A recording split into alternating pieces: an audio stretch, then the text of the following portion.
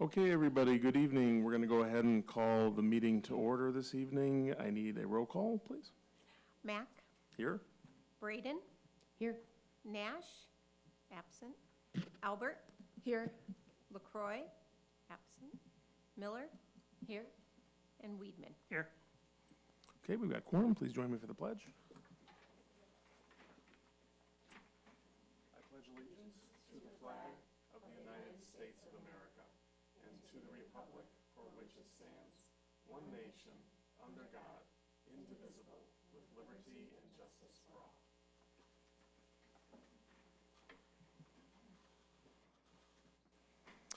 Okay, thank you. Need a motion to approve this evening's agenda, please.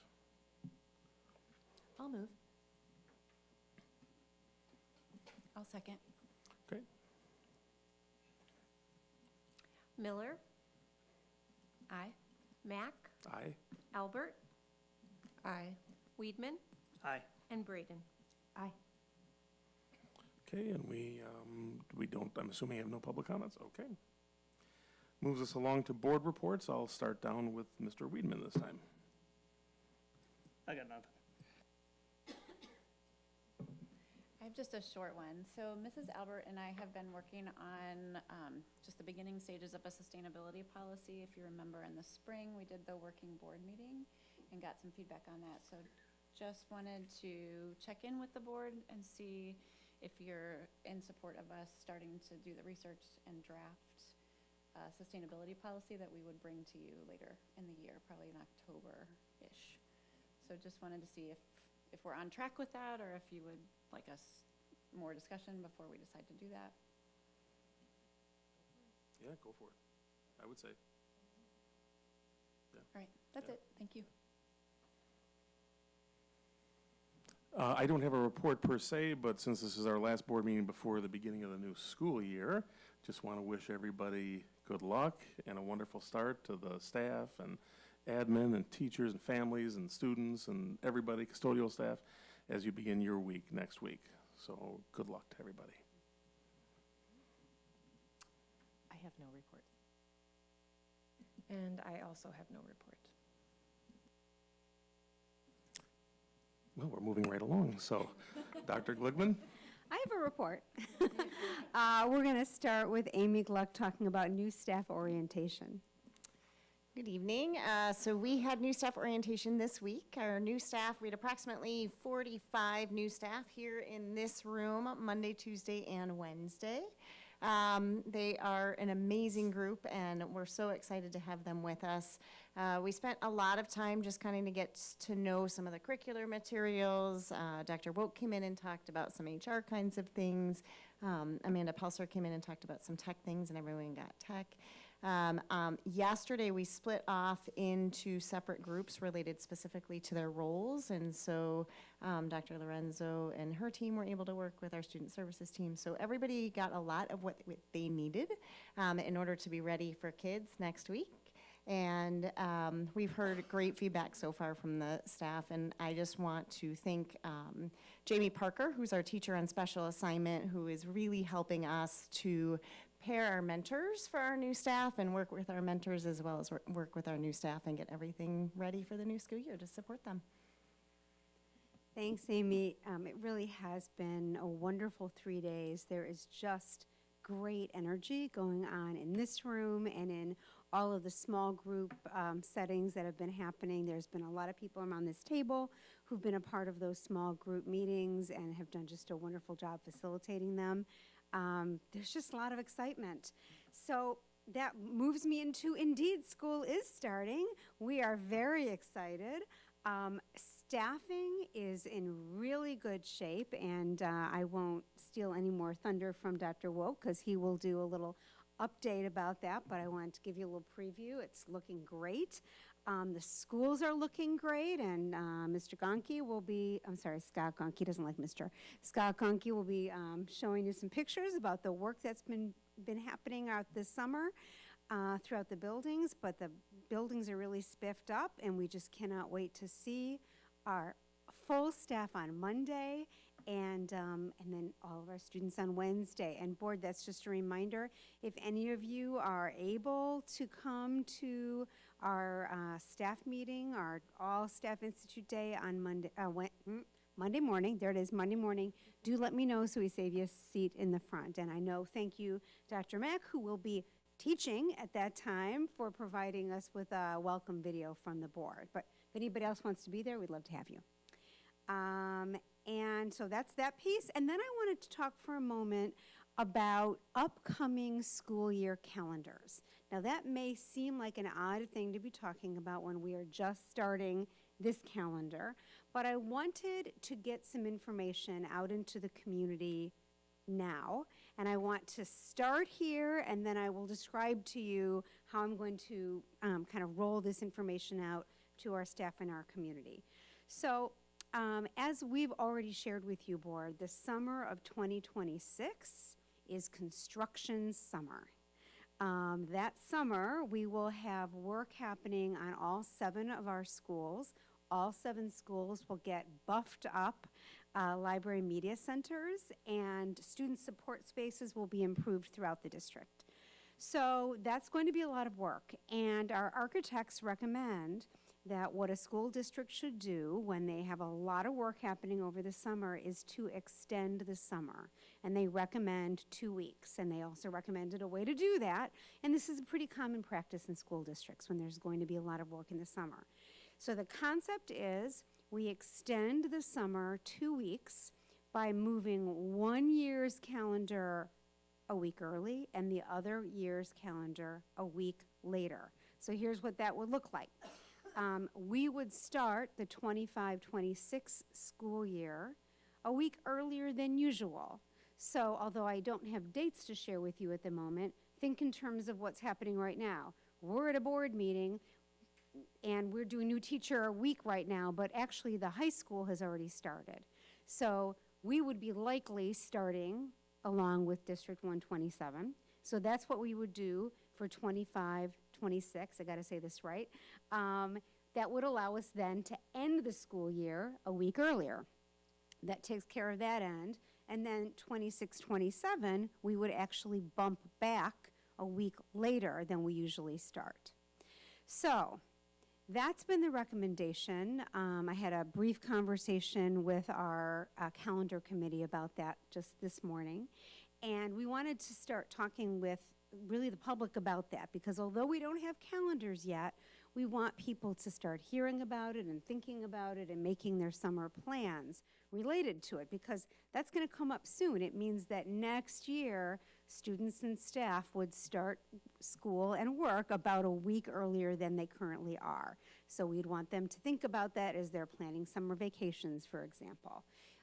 So here's my plan for rolling that information out.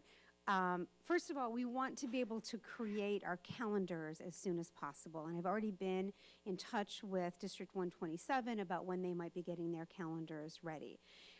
Now, their history, and we don't do a calendar until we have one from 127, because we want to align our winter break and our spring break with the high school.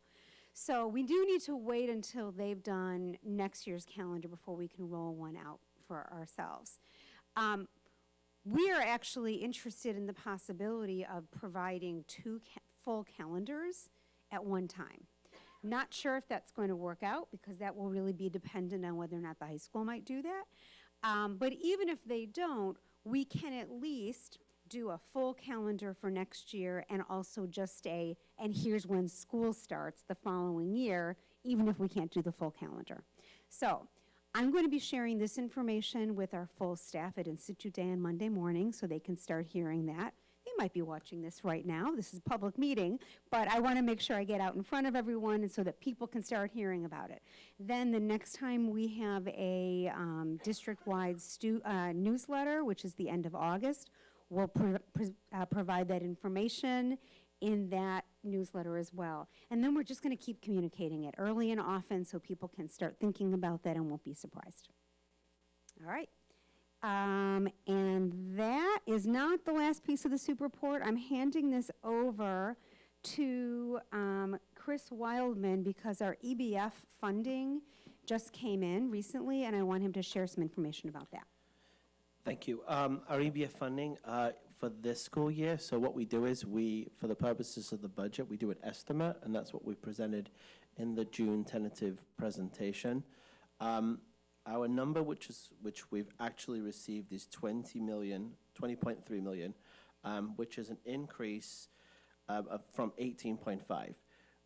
We actually thought we were going to receive more, which is hard to say because a lot of school districts around us have been celebrating and celebrating their increases, and it is a large increase of just over $1 million, but it's not what we thought it was going to be. And one of the things that I keep bringing it back to is that our adequacy is at 68%. And one of the things that I think we need to remember is that we started as a Tier 2 district, originally back in fiscal year 18. We received a Tier 2 increase that first year, and we actually dropped down to Tier 1 in fiscal year 19, and we've received Tier 1 increases ever since. Districts which have been in Tier 1 the whole time have pretty much accelerated past us. Some of them have gone from 40, 50% adequacy, and now are looking at themselves in the 60s and the 70s. So we have not experienced the growth that a lot of other school districts have seen. And we're grateful for the increase. It's helpful, but it's just not enough. And it's just something that we're just going to have to keep advocating for ourselves and advocating as a school district collectively as we look for more funding for EBF for all the school districts. I'm curious if any board members have questions about that piece and about the Tier 2 in the first year and how that affected us. Any questions about that? Is there a message of advocacy that you would like to share with us so that we can? ESB's aware of our situation. I've made them aware, and it would take a wholesale change of the formula and a look back to fix our situation. And It's a math issue. It's a math issue, Yeah. and they had to have a cutoff that first year between Tier 1 and Tier 2. So it was about 2 percentage points that separated us between Tier 1 and Tier 2 in that first year. If we would have received those Tier 1 increases, we'd probably have about $12 million extra.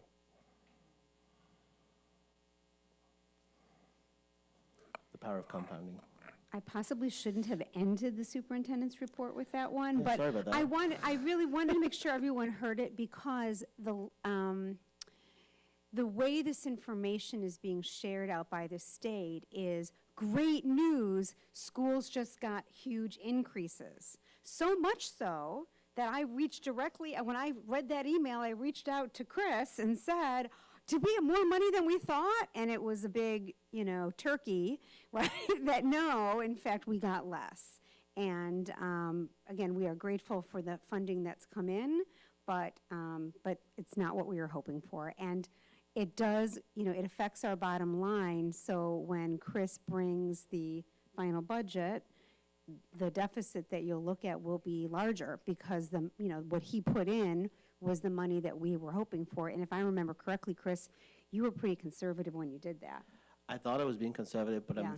it's another $300,000 addition to the deficit from today. But it does validate all the decisions that we made over the last year in trying to take these into our own hands by addressing this through local resources, which is the property tax levy. All right. That's the end of the superintendent's report. Okay, thank you. I need a motion to approve the consent agenda this evening, which includes the personnel addendum that was sent to us earlier today. I'll move. I'll second. Okay, Braden, Aye. Albert, Aye. Miller, Aye. Mack, aye. and Weedman. Aye. Okay, great, thank you. We have a couple of action items this evening. The first one is I need a motion to approve the resolution for the hazardous road conditions, which I think we do every year. So just need a motion for that. I'll move. I'll second, and I have a question. Yep, go ahead. Just a process question, because I'm not familiar with the resolution process. What happens now? So we send this resolution and it goes to ISB, and why and Yeah, what- I can what explain after it. that? So we file it with the Regional Office of Education. It gets filed with ISB, which is effectively filing it with the Illinois Department of Transportation. There are no changes, so we're not requesting any changes. If we were to request a change, IDOT would change that. And that would allow us to actually change our state reimbursement, because we would therefore be giving more travel within the 1.5 miles. That's really what it is. Any student outside of the 1.5 miles is automatic. But this is for students within the 1.5 miles, which have a serious safety hazard, which we are providing free transportation to. So it affects the transportation reimbursement process, but we're not requesting anything this year. Thank you. Okay. Weedman, Aye. Miller, Aye. Mack, Aye. Braden, Aye. and Albert. Aye. Okay, motion passes. The second, I need a motion to approve the 2024-2025 miscellaneous and substitute wage rates that have been presented to us. I'll move. I will second. Yep, go ahead, Mrs. Yep. please go ahead. Thank you. I just lost it. Okay. So in terms of the wage rate increase, is there an expected impact? I think this is for you, Mr. Wolk, I'm not sure, Dr. Wolk, excuse me. Is there an impact that we're expecting to see, and can you tell us a little bit more about when we might actually see that? I'm sorry, but what wage increases? The substitute, Oh, based on the Wage substitute thing. increase? All right, that's, wasn't sure if that was going to that. What do we anticipate? Being able to retain them. We are losing subs to other districts. We need to keep up with the surrounding districts. So the high school does pay more. Of course, we're dealing with different people. Some people want to work with older kids, some people want to work with the younger kids. But then also, we have District 116, which has rates that are higher than ours. We want to also stay ahead of Woodland, which is right next door, and keep up with Libertyville. So we don't want to lose our pool right. to other districts that are paying higher wages. So are we looking at like retention rates and then comparables across our region or our area? Yeah, Is that- so colleagues of mine in similar positions typically send out a survey to see what everybody's paying for the next year, and we kind of needs to adjust based on that, so that we can stay competitive. And retention rate, we're actually we're recruiting a lot right now of substitutes as the school year begins, and then we'll see how they pan out. People usually start the year because maybe they haven't found a teaching position, or college students haven't found that corporate job that they're looking for, so they get a sub license, and then they start working for us, and then they might pick up another job. So it's a pool that stays in flux throughout the year. Thank you. Braden, Aye. Albert, Aye. Miller, Aye. Mack, Aye. and Weedman. Aye. Okay, that brings us to some unfinished business, so some conversations tonight. First up are the O&M summer projects. I will hand that over to Scott.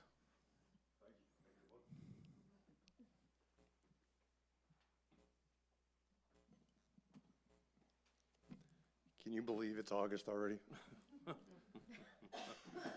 This morning I did. So not only is school starting, but it's also been 6 months since I've been in the district. So hopefully you'll get an opportunity to see some of the stuff that I like to do the best, and that's capital projects. I think I gotta turn it on. Okay. So let's roll. So I guess for the mission statement, I'm going to say empowering learners. Pretty much everything that we do capital improvement wise is going to help empower learners. And I'm going to include learners in the custodial staff and the maintenance staff as well. I think empowering them to be able to continue to learn and move forward is is very important, and we'll talk about that a little bit too, so. This is the board policy. I don't need to go over that with you. You guys already know what all that is, and now we'll get to the fun stuff. So Avon got a new roof this year. This is the beginning of the project. You can see them stripping the shingles off of it. There was a little bit of flashing and stuff that had to be replaced on this as well. Some of the things that I also found were gutter straps that had fallen off due to the weight of ice in the gutters and one missing downspout. Also the soffit material, which is, let's see if I can get a light on there. No?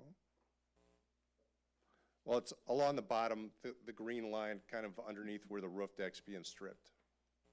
So there were several open areas of that soffit that needed to be closed up because you get bugs and birds and whatever else is going to crawl in there, and you want to get that closed up. So that was not included in the project. That was put in as a change order, and well worth buttoning all that stuff up to keep that from happening. This project also gave me the opportunity to get my drone license used, and I got my drone out to take some aerial photos. You can see half of the roof completed on this, and the other half still had to be stripped. This is all in flux. The project now is completed. We're a punch list with it, and it actually looks pretty nice. They did a great job. It took a little longer. Mostly it was weather related. That was moving things around. At the beginning, they were backed up because of weather on other projects, which backed ours up, and then weather during the project also backed it up as well. So that's kind of a finished shot from the south side of the building, I'll call it.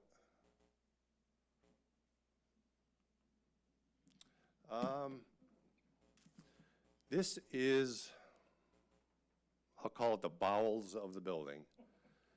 It is below the lower level of this building. And in this area housed our 2 custodians, the boilers, other mechanicals, and what you're seeing here is a river that runs from the west side of the building to the east side of the building. And it has been that way, I am told, for over a decade. As a matter of fact, that column, that yellow column that you see there, has been replaced once because it completely rusted through. And it was on its way to having to be replaced as well. So this really bothered me when I saw this, especially knowing how long it's been like this. You know, it's amazing what you get used to, especially when it's out of sight, out of mind, right? And the only people that are going down there are custodians, so it doesn't really matter. Well, yeah, of course it does. It matters to those custodians that have to sit and work in that on a daily basis. So, and it can also affect the indoor air quality, and that kind of gray triangle that's sitting in the picture on the right is part of a boiler, and they were just installed 2 years ago. So if you remember what those cost to install, and they're sitting in a moist environment like that, not good for them. So my goal was to get this resolved, and I did. I called in a company, and they jacked out all the concrete along the perimeter where the water was coming in. And you could see in that picture already, from the previous picture, how dry it is already, right? And they haven't even finished the job. So the pipe system and stuff that they put in is working well. It has now got concrete in it. They put in a new sump pump. There's the concrete after it was just installed. And you can also see some sheeting coming up the walls as still part of the waterproofing system. And this is a lifetime guarantee on the pipe and the system as a whole. I don't know whose lifetime they're talking about, but it comes with a lifetime guarantee.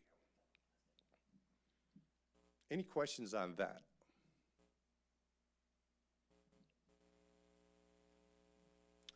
Along with that, there were 2 stairwells that contained severe cracks in them, and I don't think I can get that video running. The picture on the left was actually a video.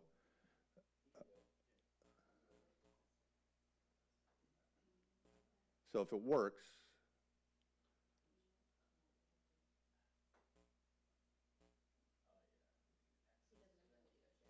okay. It shows the crack on that, let me go back. It shows a crack in this left-hand corner where it's actually spouting out like a fountain. And so we had 3 stairwells that had cracks like that where the water was just seeping right through. Again, these cracks that are sealed have a lifetime guarantee as well. The drain that you see on the bottom there, I wish I could have added a picture to this for today, goes into a pipe that goes into that boiler room. And let's see if I have a picture of it. You see the long parallel white pipe that goes along the floor there is a 4-inch PVC pipe. When I wanted to add a clean out to it that runs to the sump pump, and it was over 50% occluded with sediment. It looked like somebody poured concrete in it. So today, our maintenance staff removed that pipe and replaced it with new material, so now the water will flow properly, and we'll have to clean out the sump pump pit as well. But it's good to get, you know, this is the kind of stuff that, for me, was low-hanging fruit and needs to be taken care of. So, okay, Prairie View. When the HLS Health Life Safety Study was done, the 10-year Health Life Safety Study, they identified a lot of flooring stuff throughout the buildings, and Prairie View was one of them. There were several areas in this lobby area of Prairie View that had a lot of cracks and stuff in it, and tile needed to be replaced. The problem is the white tile that was in there was discontinued 3 years ago. So I couldn't just patch it and fix it. I had to replace the entire lobby. So while I was doing that, this is a walk-off mat area. If you've ever been in Prairie View, they had kind of a runner, if you will, of a walk-off mat, but it didn't cover all the doors. So they make walk-off carpet tile, so I figured while they got to pull all of the old tile up, why not put in carpet tile and cover the entire width of the doorway? So that's what I did. This is what it looks like after it was waxed. Not a huge difference, but if you go there and see it, it really looks nice, and it brightens up the entry. I know a lot of color got taken out of there, and the kids like the color, but I thought this was a good, efficient way to do it. So, Woodview, they put in, this was a PTO-sponsored project. This is an outdoor student space, discovery space, hands-on garden that they did the end of July, finished it the end of July, and it looks nice. The challenge is going to be maintaining it, right?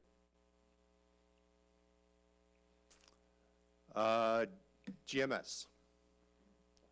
When we did the restoration project, one of the things I wanted to do before the building was open was test the water. It had been sitting stagnant for quite a while, and what you test for is bacteria and legionnaires and that kind of thing to make sure everything's safe before our staff and students return.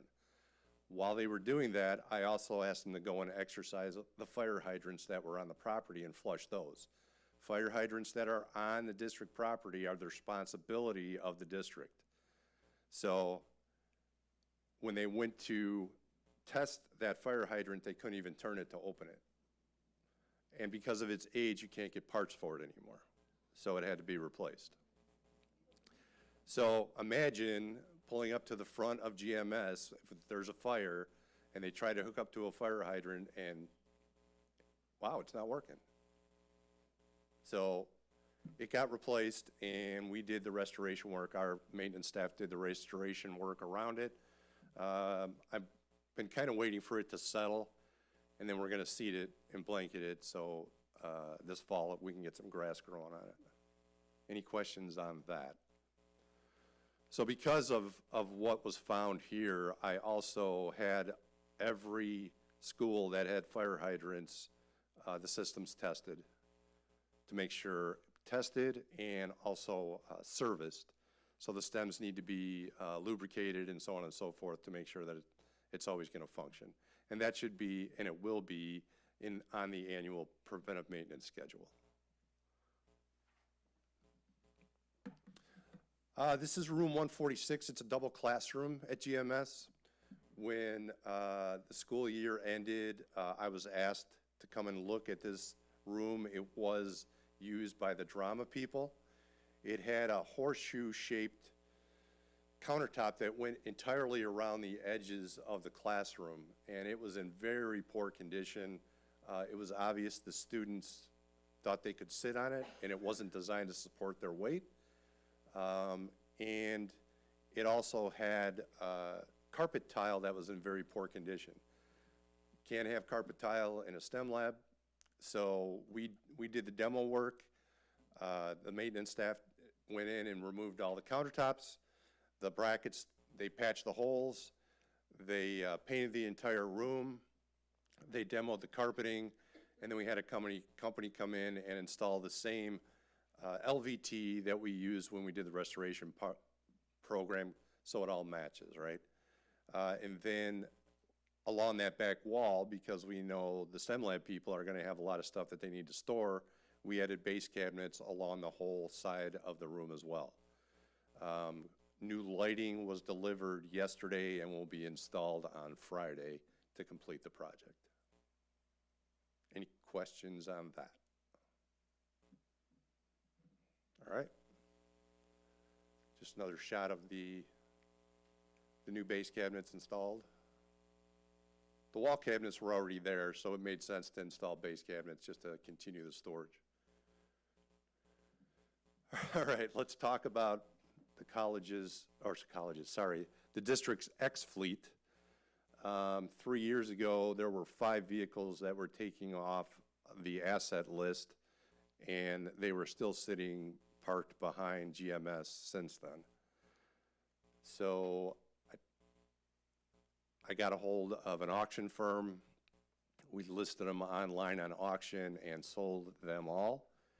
They are no longer back there, and it doesn't look like Sanford and Sons' home. There's just a picture of a couple more. This one is kind of interesting. It was sold to South Elgin High School, and they're going to use it in their mechanics program as a teaching tool. So I thought that went to a good home. So let's talk about training for O&M. Since I have met with the staff, and I think since I've been here, we've had 4 staff meetings, I have always pushed training for the staff. Like I said earlier, I think empowering them to do their jobs better is important, and there's no better way to do that than with training. I have shared with them training opportunities through IASBO, if you guys know what IASBO is. They offer a lot of great facilities programs. They have the FOP, it's the Facility Operations Program. And then they also have the CPMM and the CPS program, which is more for supervisors and directors of facilities. It's a four-hour test, 4-day class. It is pretty intense. So I've encouraged them to, while I'm here, and we now have professional development money in the budget to start taking these classes. I have also sent them information because we have 5 individuals in the department that do not have a high school diploma. So I've been encouraging them, again, as lifelong learners, and this is what I've been telling them, to go back and finish that. And I'm happy to tell you that 3 of those individuals have committed to getting their GEDs this year. So I have 4 people that have signed up for the facility operations classes, and they'll be starting next month.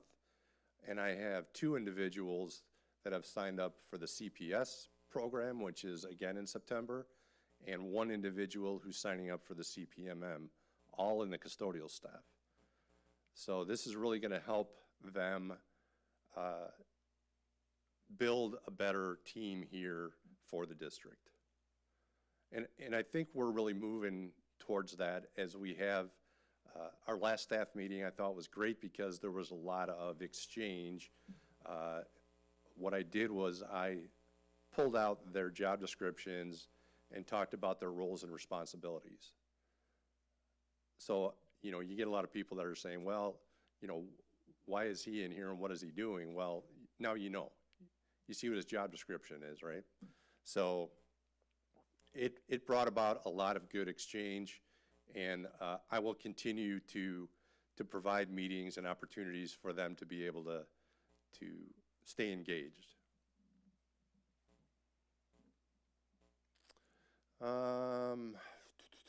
New technology for an O&M. That is more on the alarm system side, as we're starting to learn how the alarm system works and making sure that it's functioning properly. And also the BAS system that controls everything in the building on the HVAC side. I have a meeting tomorrow with ComEd to talk about opportunities to improve on energy usage in the buildings by using the BAS properly. So hopefully I'll get a lot out of that, and we can get things moving in a different direction. One of the things is the setback temperatures and what time those occur, or what time the building starts up. I'll use Park as an example. When I first met with ComEd, they said, your building is firing up at 3 o'clock in the morning. There's no need to do that. I mean, you don't need to cool a building that's unoccupied, or you don't need to heat a building that's not occupied. So you want to start it at like 5 o'clock in the morning so the building comes to temperature. I'm not saying that the system is off by any means. It's just a temperature that it drops down or raises to depending on the season, so that you can save energy by not trying to heat or cool the building when it's not occupied. So the training with the insurance company, the Click and the Gallagher group offered training throughout the year with the custodial and maintenance staff. So, and those are free training classes that we could take advantage of. And I will continue to, again, push that as part of the training for the staff as well. Any questions on any of that?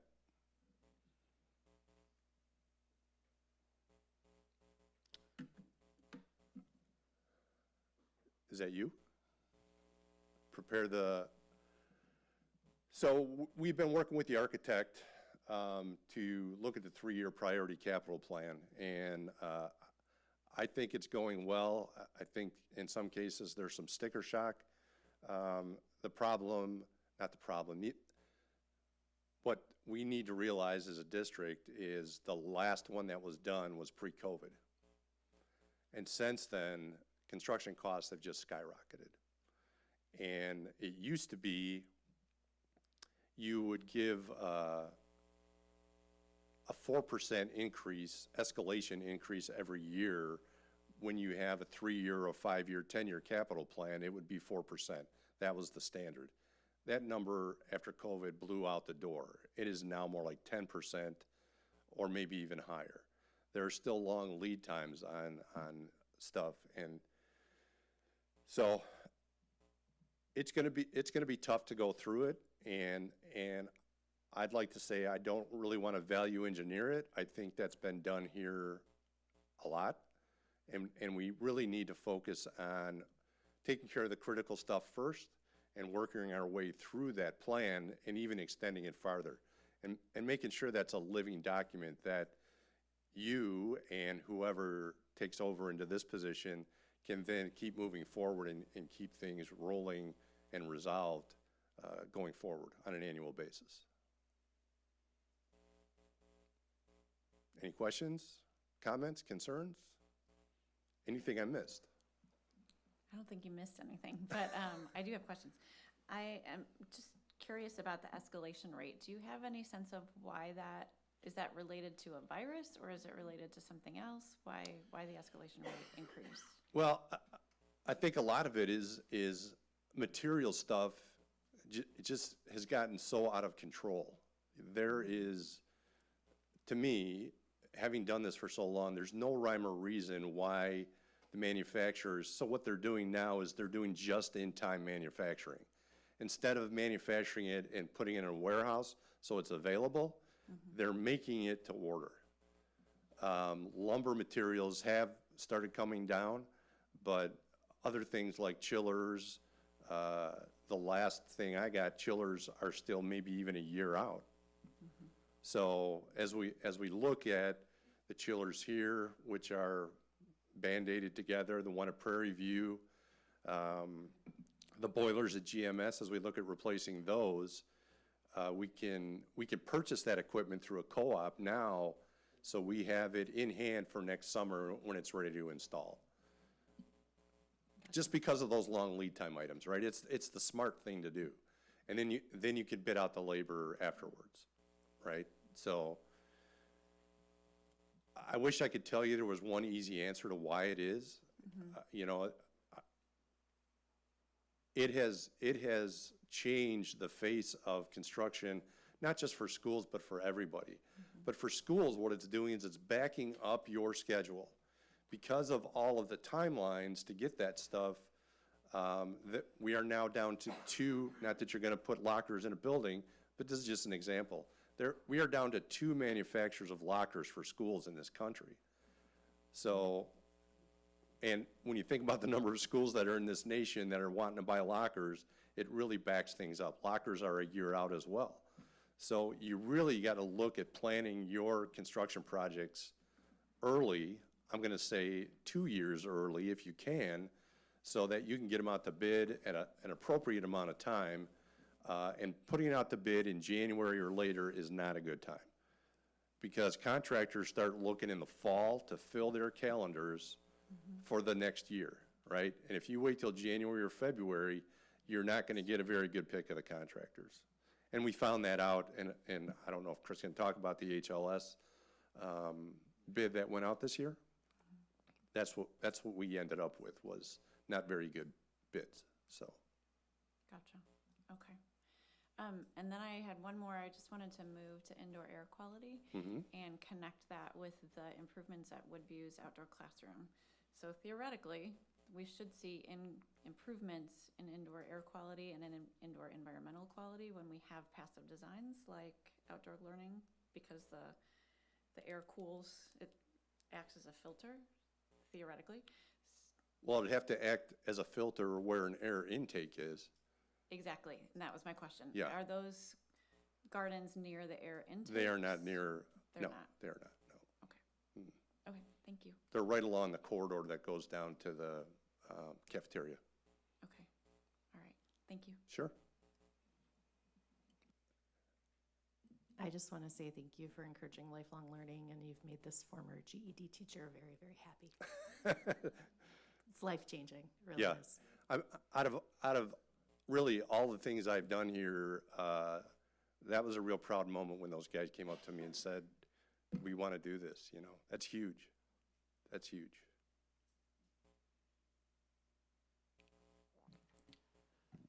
So IASBO was the one acronym you used that I did understand. Okay, good. So it seems like a lot of the projects that you tackled this summer, I mean, there was roofs and things that were planned, but the things that kind of came up, like the Avon River running through the boiler room and the fire hydrants, were something that someone saw and said, you know, we need to do something about this. How do you intake kind of those things where, I mean, you can't be everywhere to see everything that's going on in every building and every nook and cranny. So the people who are in the buildings, is there like a systematic way that you're asking them to say, hey, you know, create a list of stuff that needs to get done that you see, because some of the stuff seems to have been festering for a while, right? Yeah, that's why I said it's amazing what you can get used to. You know, when you think about the number of years that have gone by and the individuals that have been in my position that have gone through there. And I'm not trying to point blame or anything, but if I saw it, you got to know they saw it. And this was a very low-cost repair. Comparatively, when you think about what was done and now what it's going to do for the school, it was a very low-cost repair. You know, I can go through, and I do go through all the buildings. And I talk with the head custodians, and I ask them specifically, you know, show me around and show me what your problems are. And, you know, if you need a piece of equipment to help you do your job easier, then let me get it for you. So, some of the people were, at the beginning when I got here, one of them was bringing a vacuum from home because the one that they had just wasn't functioning. I'm like, I'll get you a new vacuum, you know, again, it's that low-hanging fruit stuff. To me, that's low-hanging fruit. And common sense, right? They need the right tool to do their jobs. And I could walk through any of these buildings and pick a lot of low-hanging fruit stuff that maybe some other guy didn't see, and I don't know why they didn't see it, but maybe it's just because after 40 years of doing it, it's just like getting on a bicycle, you know? To me, it's common sense stuff. Yeah, well, maybe, I don't know, maybe you need to let them know, like, hey, you need to look through these buildings and tell us what needs to be done, because we want to fix the things like the river running through it. Yeah. I mean, maybe that it needs to be explicitly stated as opposed to like, we know you've gotten used to what you've gotten used to, but, Yeah. you know, make a list. Every Yeah. building has a list of things that, hey, this thing's been out of whack for years, and I didn't think it would ever rise to the top of the priority list, so I put it in that back burner. Well, and the other side of that is, you know, as many people that go in and out of there who never even acknowledged it in the first place, right? God bless Juan Cortez, who's the head custodian in that building, because his response to me when I asked him about it was, yeah, you know, it's been that way for like a decade at least, you know, like it was normal, like it was a normal thing. And I'm like, this is not normal. You know, we need to resolve this problem. And like I said, that was, for the cost of doing that project, if it was done 10 years ago, you wouldn't have had the problem with the column having to replace that support column that holds the floor up above it, right? So, yeah, it is actively working with the people that are in those buildings, because they're in them every day, and they will see more than I will, because they're more intimate with all the nooks and crannies. And when I go into Avon, Juan is very good about, hey, while you're here, let me show you this. And he recognizes the stuff that we've gotten done in that building. You remember in the spring you had somebody come in here and talk about that student area that was put in behind. 1 week after that, I had hired a tree removal company. The fence line was so grown over and grown through on that property, and the district owns beyond that fence. I don't know if you're aware of that or not, but the district does. So I had them clear 5 feet behind that fence and trim up everything that was in that area. And it really makes a difference. And for like ticks and stuff, keeping them out of the playground area, I mean, again, to me, that's low-hanging fruit stuff. Low-hanging fruit stuff, and it needs to be done. So, yep.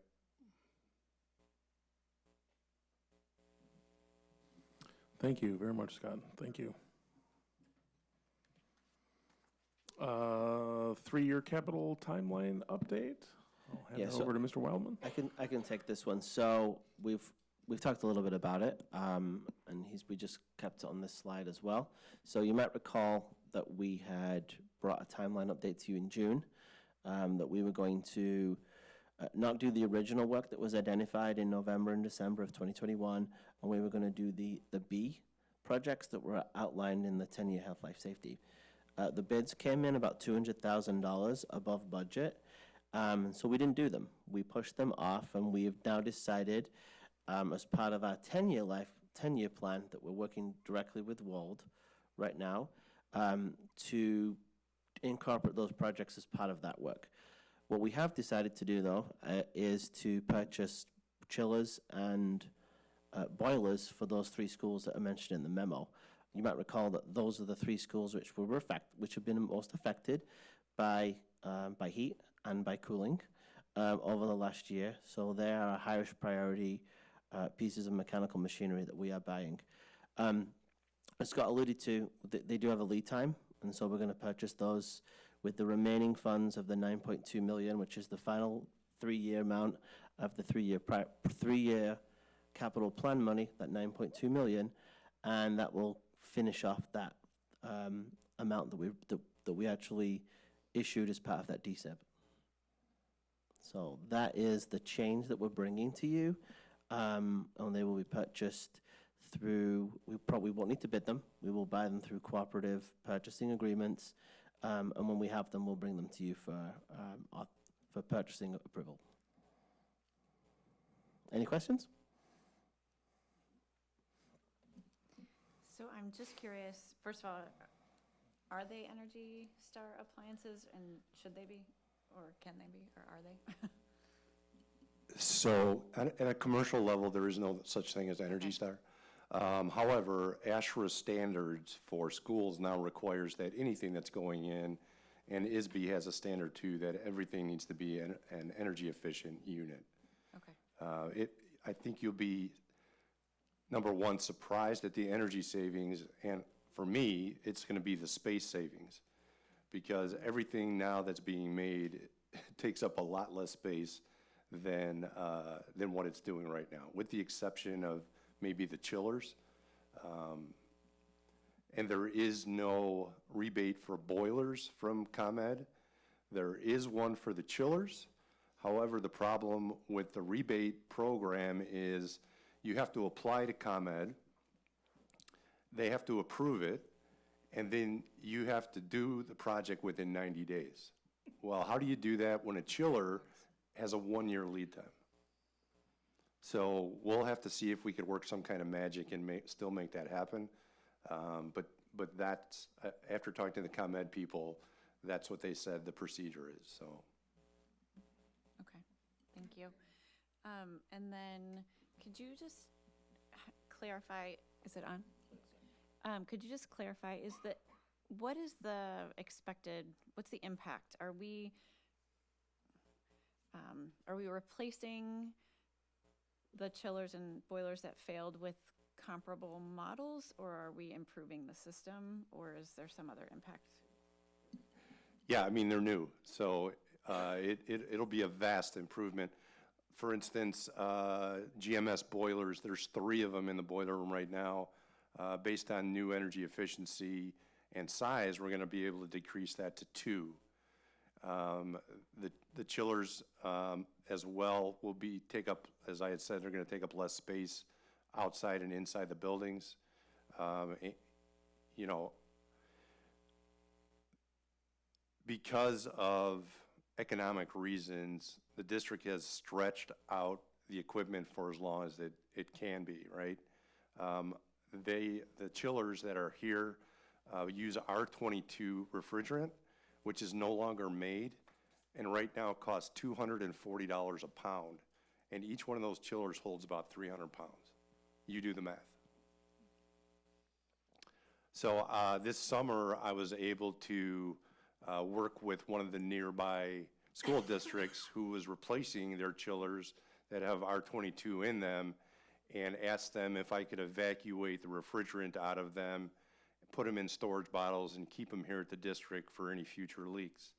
He allowed me to get 300 pounds of refrigerant and save the district, what, $20,000 or more, right? So we have those here in case there's a leak, and they have had leak issues in the past, so. Sure.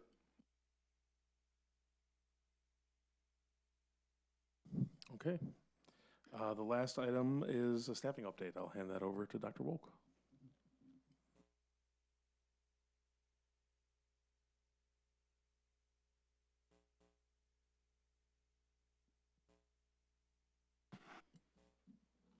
Good evening, everybody. Good to see you all. We have a staffing update.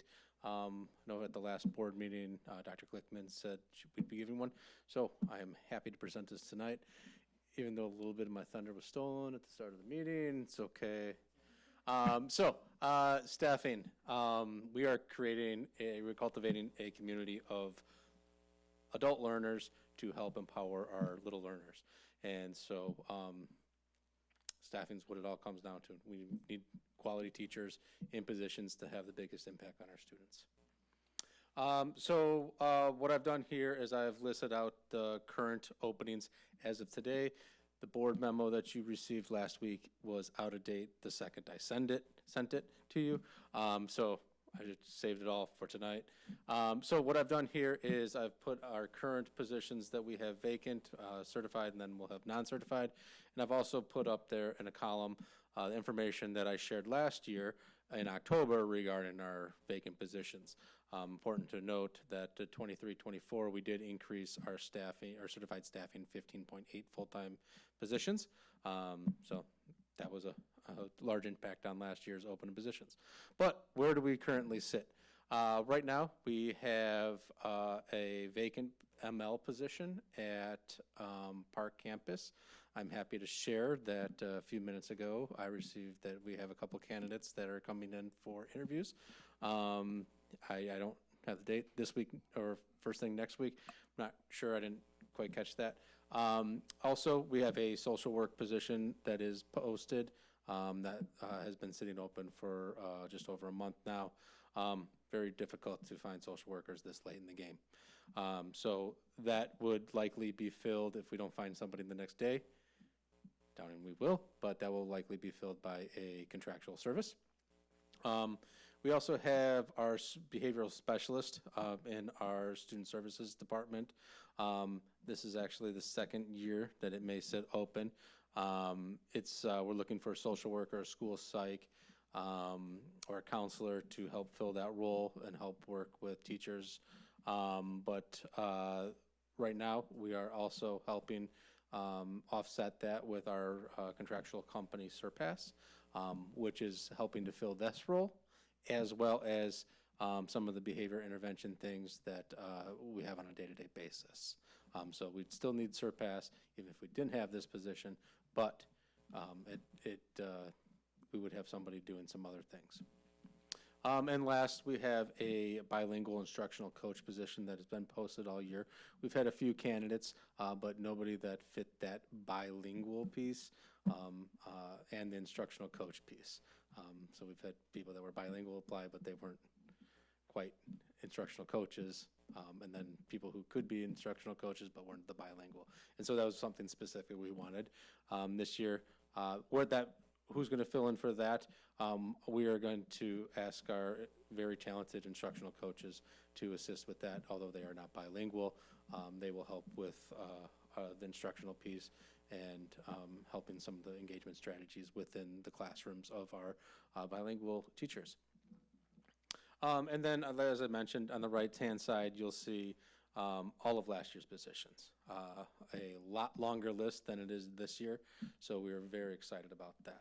Another two things that we can consider to be impactful on reducing that list, the desire of the board and the union to give full experience for our staff members last year.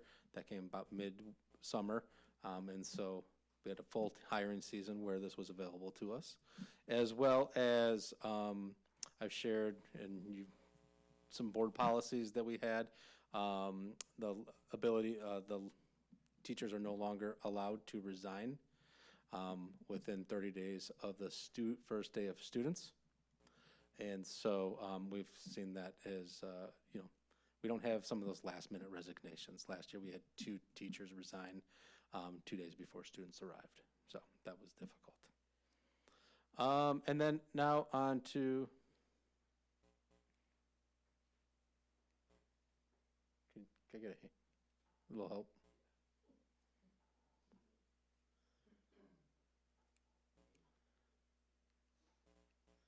No. Oh.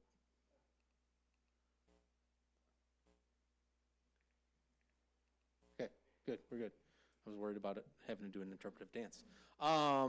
So now on to non-certified positions. So here you can see that we have several positions open. We have 2 program assistants open at Avon, 2 at Frederick. That was, I believe, reduced by 2 on the memo that I sent you. We have 4 positions open at GMS. Will be 3 once the state issues a license to one of our candidates. So we have, like made some notes in there of, like, we're working, they're moving. I've had 8 interviews this week, but, you know, people are waiting on a license. We're waiting to hear back from them if they were accepting positions. Meadowview currently has 1 vacant position, and that individual as well is waiting their license. A health coordinator position, I'm meeting with somebody tomorrow, that's a school nurse. I'm meeting with somebody tomorrow about that position to offer. 4 program assistants at Park, a program assistant at Prairie View, 1 custodian at Prairie View, which we're also, I forgot to note on there, there's an offer out, we're waiting to hear from this individual. And then 2 program assistants at Woodview. I did not edit this one either because I just met with somebody at 3:30 today. She has accepted that position, so I believe we're down to 1 now. And then if you take a look, and it's important to note with our non-certified staff members, these positions are hired throughout the year. We are always hiring these. This is a position that is posted year-round because it's not a full contractual, it's not a full contract. So you're not starting the year at, you know, with a classroom full of kids. We do have people that leave us throughout the year. Similar to our subs, as I mentioned earlier, some of our program assistants are people that might be in another profession and are just trying to hold themselves over between positions. These might be some stay-at-home parents. These might be some individuals that are just looking for, you know, a one-year position. So there's many factors that go into this. And so, and they could also, we've had, for instance, we have a custodian that's retiring here in early September. So that position's posted and we'll be interviewing for that already. So it's not like that full academic year. So, and then again, I shared the October numbers from last year on the right-hand side. Comparable, given that, you know, that was 2 months into school already. So.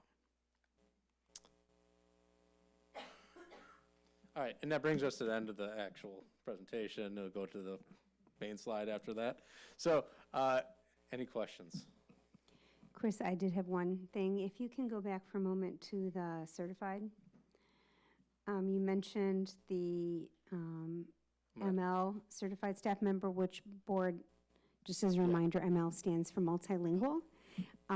So I think we're hopeful because we have some candidates, but in the event that for whatever reason we're not able to fill the position, what is the solution to that? So I've talked with Dr. Diaz about that, and based on some numbers, there can be some rearrangement of the 4 other positions at Park Campus for them to kind of take an even caseload across the building. Yeah. Sorry, we talked about that earlier. I was excited about the interviews. I'm excited too. Got my fingers crossed on those.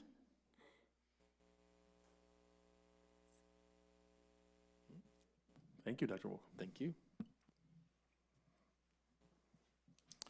Okay, we do not have any topics under the new business, so we can move to topics for future agenda items.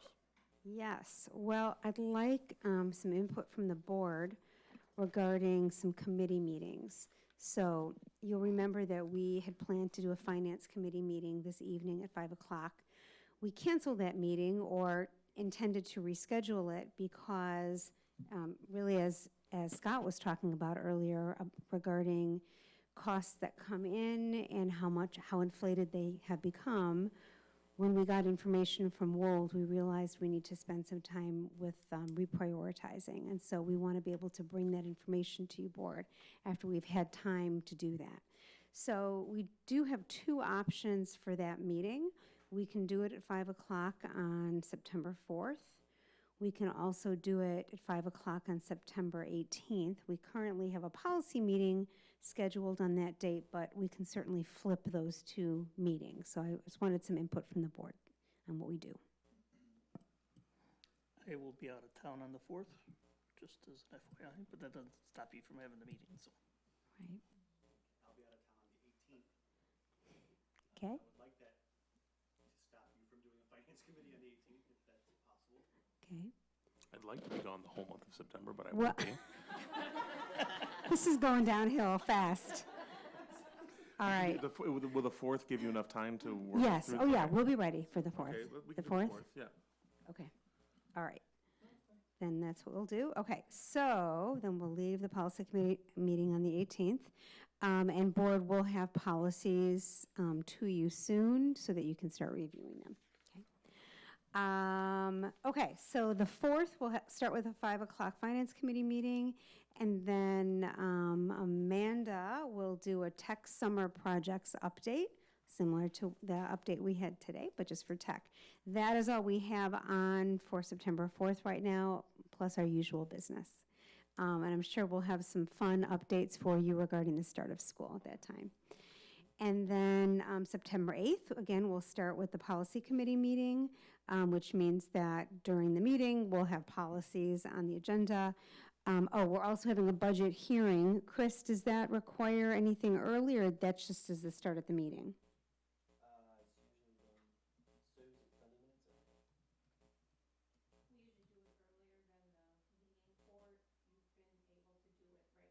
Right at the start of the meeting?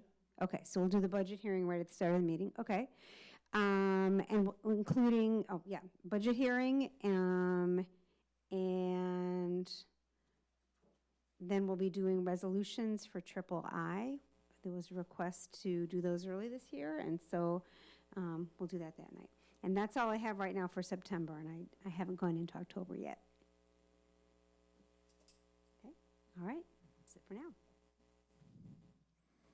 Okay, thank you. And just a reminder, I should have mentioned this in my board report, but I did send an email to everybody about the 2 dinner, the Lake Division dates, so make sure those are on your calendar, and we'll let Sue know if you're able to make those, we will register. Do you get a registration email from them, or do we just need to let you know? Okay, so, yeah, so we'd be doing for the one in October, so. Okay, I'm assuming we don't have any public comments? And we do have a closed session, so I need a motion to move into closed session in accordance with Public Act 5, Illinois Code 120/2, paragraph C2, collective negotiating matters between the public body and its employees or their representatives, or deliberations concerning salary schedule for one or more classes of employees.